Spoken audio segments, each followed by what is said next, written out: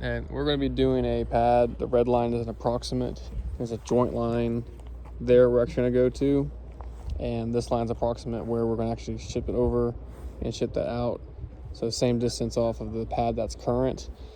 We're probably going to have to go down 10 inches here, organic material mulch that we can just push over, that they'll remulch, they said. So depending on spec for thickness of concrete, I'm assuming we're going to have to dig this down, find any remaining gravel that might be underneath, put more stone in, make it compact, and then put 6 or 8 inches, 5,000. And they were talking about using rebar for their heavy loads and tractor trailers. There's a grinder over here, so it's not a perfect square. So we're basically going to go 6 feet past that pad to the corner and then box out around here.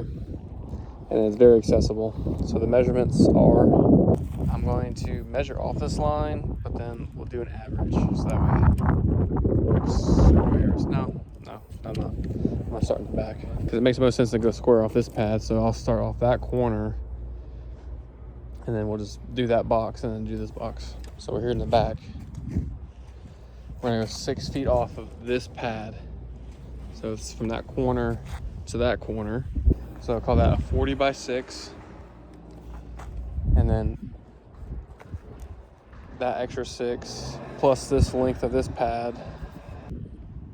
So extra 6 feet plus 40. So that's 46 feet long.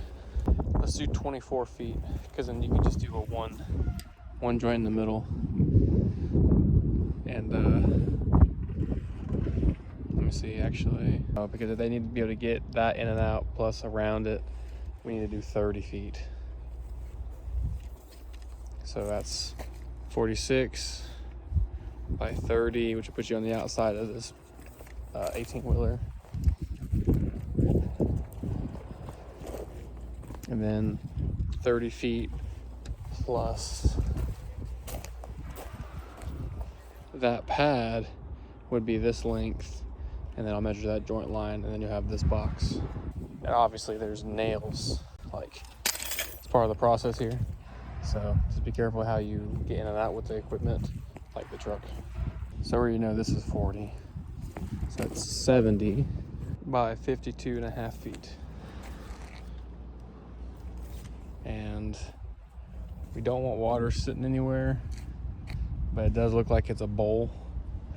I don't know if we can over excavate and pitch it so the way the water flows away.